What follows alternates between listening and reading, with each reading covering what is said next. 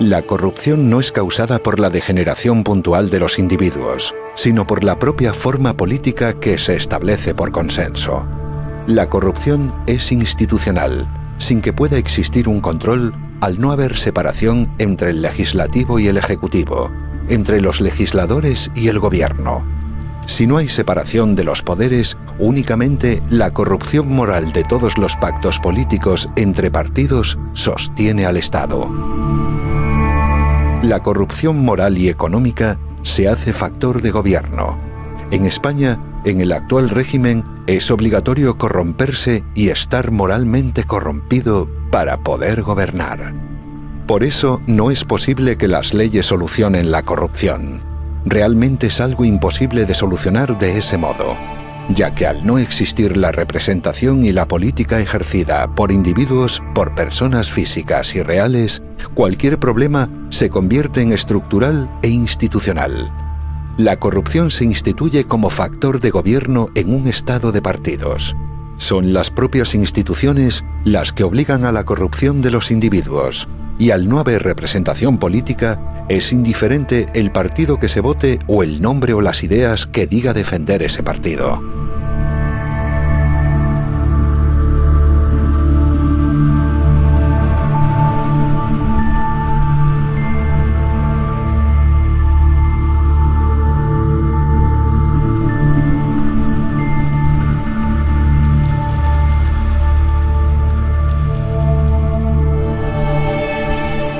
En España hay una partidocracia, porque el poder lo tienen los partidos políticos y más concretamente las cúpulas de esos partidos, y no lo tiene por lo tanto el cuerpo de votantes, desposeídos de su condición de electores.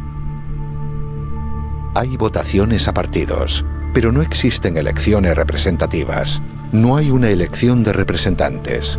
Se vota a órganos estatales, pero no se elige jamás a gobernantes. Bueno, vamos a ver. Esto es fácil. Son 2 votaciones, para el Congreso y para el Senado. La papeleta para elegir a los diputados del Congreso, que es la blanca, en su sobre blanco. Esta es la que yo elijo. Aquí no tengo que escribir nada. Yo creo que para explicar las razones de la división quizá hay que partir de una premisa esencial. Es que hay muchísimos españoles que creen que en las elecciones generales eligen ellos directamente al presidente del gobierno. Un régimen de poder en el cual los gobernados no eligen libremente a sus gobernantes no puede ser denominado, más que para confundir, como democrático. Por esto, bajo la denominación de Estado de partidos, lo que se esconde realmente es una oligarquía política y financiera dentro del propio Estado. Una oligarquía de jefes de partidos que se reparten el poder mediante un sistema proporcional de cuotas, obtenido de la ratificación de sus listas en las urnas.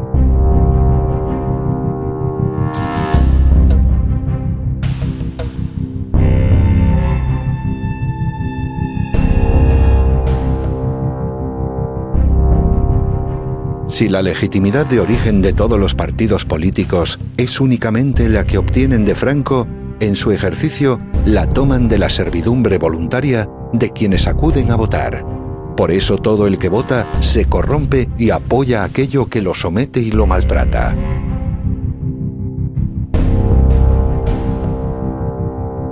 En un estado de partidos no existe una lucha por el poder de los individuos, puesto que todos los partidos ya están en el poder, ya son parte orgánica del Estado que los financia y los mantiene.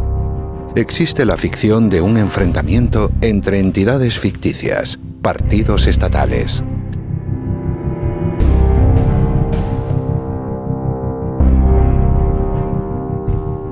Y al desaparecer esa lucha verdadera por el poder, lo que existe es una disputa dentro del Estado por obtener el dinero y la fama, el prestigio social que fabrica, artificialmente, la propia maquinaria burocrática y propagandística. Para que desaparezca la política realizada por las personas individuales, se hace necesaria una identificación sentimental, la de los gobernados con los organismos creados por el poder establecido. Facciones que tienen el propósito de mantener a la sociedad civil excluida de la política a través de una ficción, una representación, entendida de forma teatral o fingida. Se llama representación o estar representado a lo que es identificación o sentirse identificado. Puesto que los individuos únicamente pueden votar a partidos, es imposible que haya democracia y que los gobernados elijan a sus gobernantes.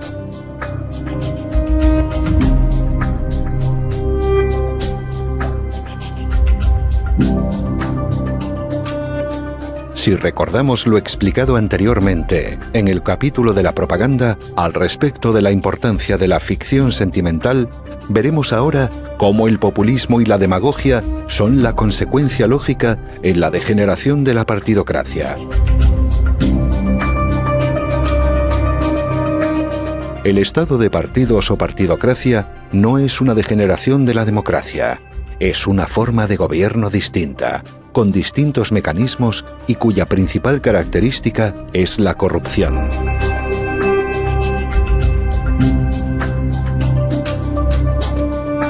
El grado de corrupción actual en España, que es de los mayores del mundo, es la consecuencia de que no hay democracia. Si la hubiese, sería imposible la corrupción institucional. Que la peor de todas las corrupciones de dinero, de financiación a los partidos o a la corrupción política, es la que se hace en nombre de los partidos para financiarlos. Porque la financiación de un partido político con dinero ilegal, mediante corrupción, es el peor de todos los delitos de corrupción política. Porque además del delito de corrupción y de aprovechamiento se produce un nuevo delito que es fraude electoral. Porque ha entrado en liza de manera desleal con sus competidores, entrando con un dinero que los otros no tienen. Por tanto, como tiene un doble delito, pues es más grave que ninguno. No solamente eso, está en mis libros, he dedicado centenares de páginas con datos históricos, sociológicos, internacionales. Es decir, la corrupción en el estado de partidos es sistémica. No se puede gobernar sin corrupción. La corrupción en España es un factor de gobierno. Si no hubiera corrupción, España no se podía haber gobernado. La Constitución dura 30 años porque no se cumple. Si se cumpliera la Constitución, no podría funcionar nadie ni nada.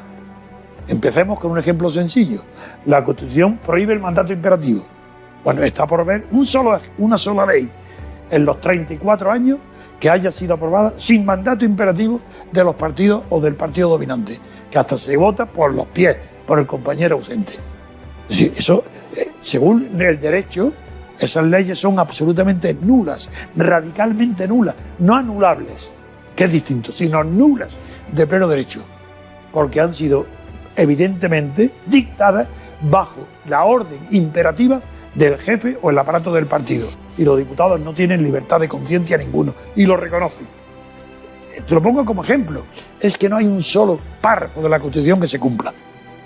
¿A quién representan los políticos? A los partidos. ¿A quién representa el Parlamento? A los partidos. ¿A quién se representan los partidos? A ellos mismos. Pero el elector no está representado. La sociedad civil no está representada. El gobernado no está representado. Primer requisito, falta. En cambio, en Inglaterra, que tampoco es democracia, pero es un régimen parlamentario liberal, sí se cumple el requisito representativo. En Francia, que es casi una democracia, sí se cumple el sistema representativo. En Italia y en España, 0. No es que sea un poco aproximado, 0 sobre 0. No representa al elector en absoluto.